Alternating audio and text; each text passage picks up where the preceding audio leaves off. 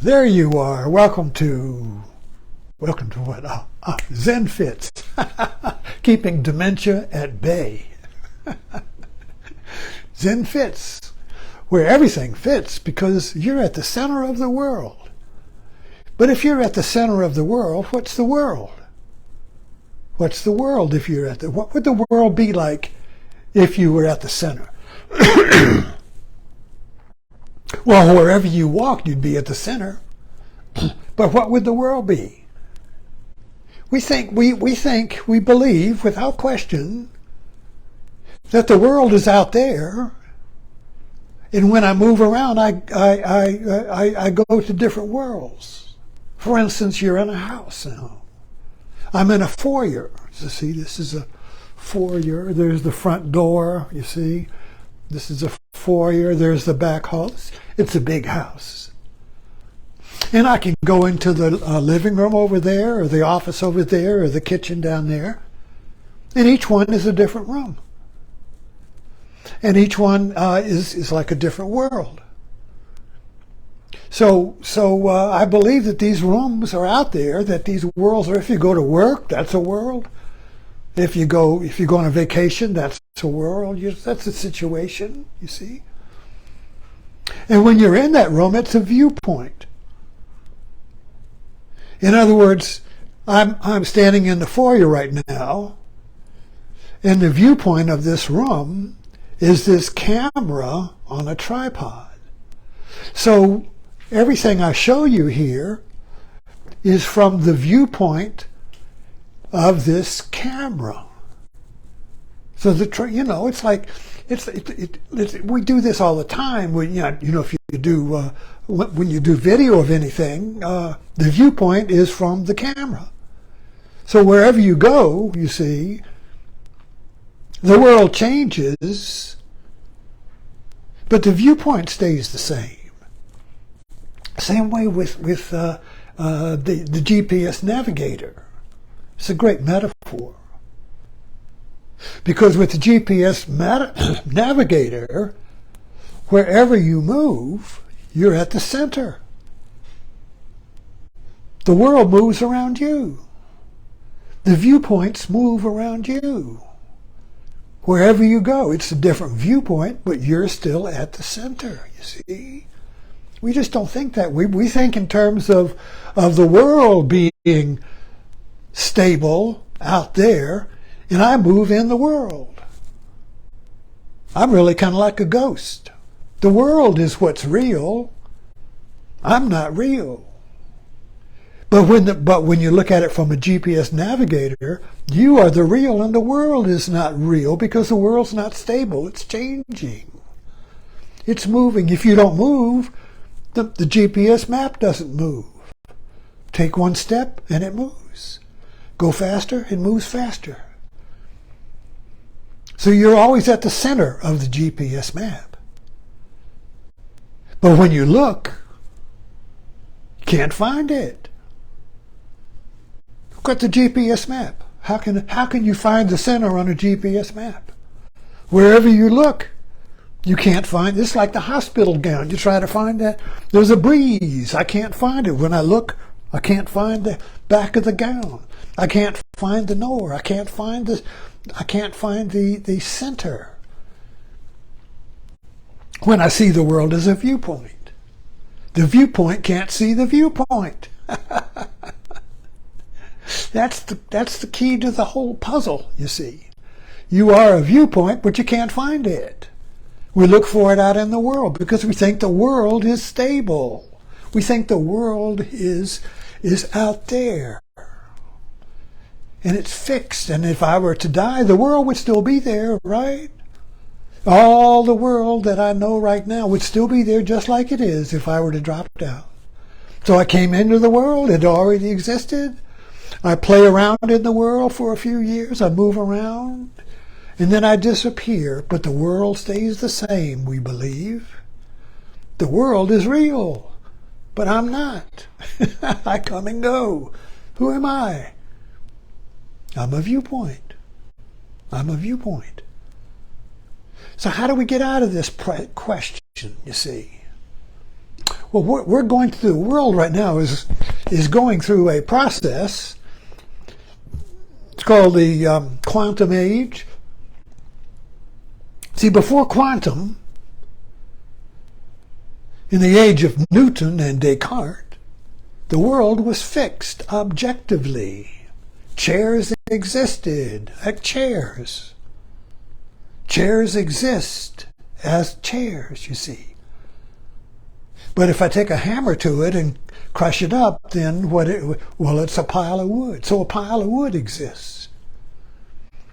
So everything exists as its name in the world viewpoint that we believe is real, you see. But quantum changed that scientifically, but not in our common sense. Quantum changed science, but our common sense is still the Newtonian world. The world of things exists out there as things. Things are things. This is fundamentalism. Things are literally things. Everything is a thing, and it can't be different. So this is a martini glass because that's what we name it, you see. But if you give it to somebody, an Aboriginal person who is, lives in the jungle and say, what is that? Well, he certainly won't say it's a martini glass. He will give it a different name, a different use, you see. So we live in a world of defined, fixed things believed in. But they're just viewpoints. They're just viewpoints that are culturally defined. So we live in a cultural viewpoint that we call the world. So we live I live in Blackstone, and people in Blackstone live in the Blackstone world. And people in Blackstone live in their family world. So they have a family viewpoint. And each member of the family has its own viewpoint. So there's Russian nesting dolls of viewpoints. So there's my viewpoint, then there's the family viewpoint, then there's my town's viewpoint, then there's the regional viewpoint, like a southern viewpoint, and then there's an American viewpoint, you see, and then there's a Western European viewpoint, you see, and then there's a Eastern viewpoint, Western viewpoint, and then there's a human viewpoint. So it's like Russian nesting dolls but they're all viewpoints, and they're all nested together, interconnected. You can't take out one without destroying the other. They all are interrelated, these viewpoints. So we live in this Russian nesting dolls. Where's a Russian nesting doll? Where is my Russian? Here's my Russian nesting doll. This is a good metaphor. See that? This is the viewpoint of humanity, human consciousness. Okay, here's Western consciousness. Okay, here's American consciousness, and go on down to the last viewpoint, which is you. But they're all nested together, you see, as viewpoints. This is where Zen comes in for me, because Zen says, Buddha says, everything's a viewpoint, even Buddhism. It's all a viewpoint. So what does that mean? How can everything be a viewpoint? Because a viewpoint's not real. A viewpoint is just a viewpoint. It's a camera on a tripod. The viewpoint can change. This is why we go to a movie, I used to be a wedding photographer. And you do a wedding photographer with one camera. And so you would see the whole camera, the whole wedding from one viewpoint. It was boring. So then we got an editing. Paid a lot of money. Paid $1,400 for an editing suite for VHS. Now we could change the viewpoint.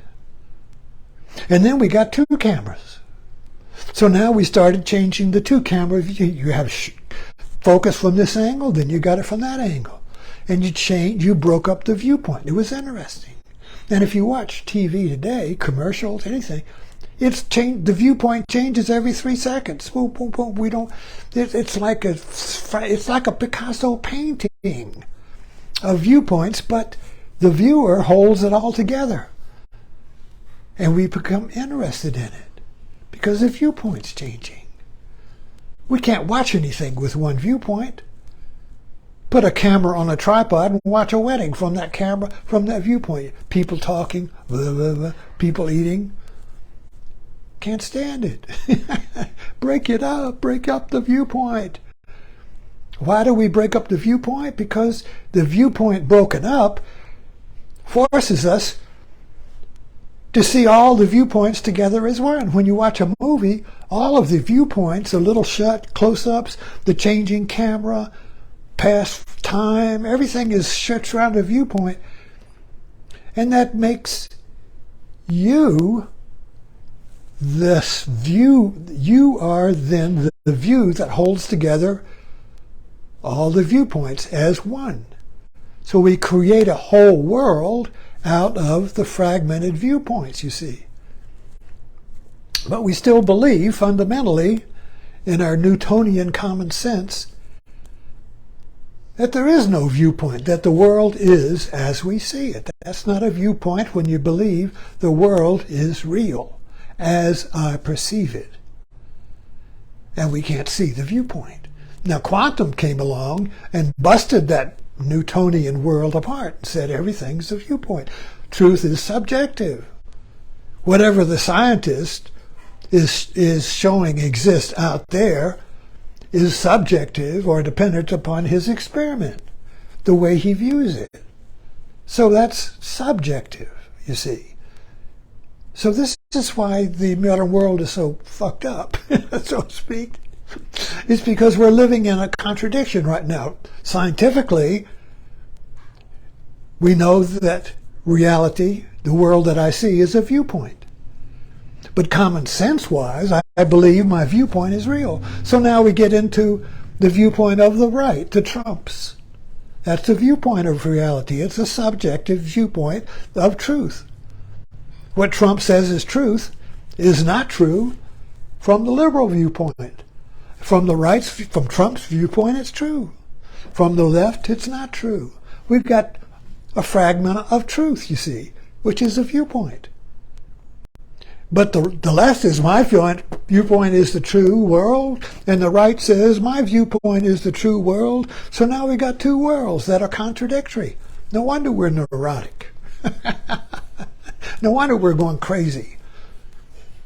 Because crazy means I can't trust what's real. Everything is madness. Everything is catch-22. It's madness, you see. We can't live like that. So what's the problem? The problem is that we can't find what's beyond the viewpoint. What is beyond the viewpoint? You. Knowing. In other words, we go through the world with a foreground and a background. The foreground is what we're conscious of. Consciousness is foreground thinking. Everything we're conscious of is something. It's an object. It's an object. We're conscious of it. You can't be conscious of nothing, because then if I say, well, I'm conscious of nothing, well, that's something. So there's no way to get out of the foreground of consciousness, because consciousness is foreground mind. But there's always a background. And we can't be conscious of the background, because if we're conscious of the background, then the background is foreground. So the background is always eluding us, like the hospital, the back of the hospital gown. Can't quite find it. We can never find the background. We cannot find the background that is stable. Even when we find the background, there's still a background behind that. You see. So what is the background? The knowing is the background. I know. But what I know is the foreground. What I know is something, the world, objects, a viewpoint. But the background, the knowing, is not a viewpoint, is not known. So you are both known, you're a person, a personality, a karma, a history, place in the world. You're known by family, you see. You're something. But at the same time, you're nothing. You're the knower. You're the knower of the viewpoint. But you can't be known because that's an object in the viewpoint, you see. So the viewpoint is elusive. The knower of the viewpoint is elusive, a phantom. We can't figure it out. I must be known, but I can't know the knower. So this is the problem of the modern world because it believes the viewpoint is real. We can't find the knower. We can't find that. We can't find our face before our parents were born. We can't find the face before the known or the viewpoint. We can't find the face before the viewpoint is born. But our face, our true face, that who knows, is not a viewpoint. Who are you? It's unknowable. That's why the Emperor Wu, when he met Bodhidharma, this Zen master that came into China around 500 CE and brought Zen to China, to Chinese Buddhism, and he said, "Who are you?" And Bodhidharma says, "I don't know," and walked off. And Bodhidharma's assistant says, well, who is that man? And Bodhidharma said, and the emperor said, "I don't know, but given enough time, I'll know." But Bodhidharma says, "I'm unknowable. I don't know who I am. I'm empty." Thanks for dropping in.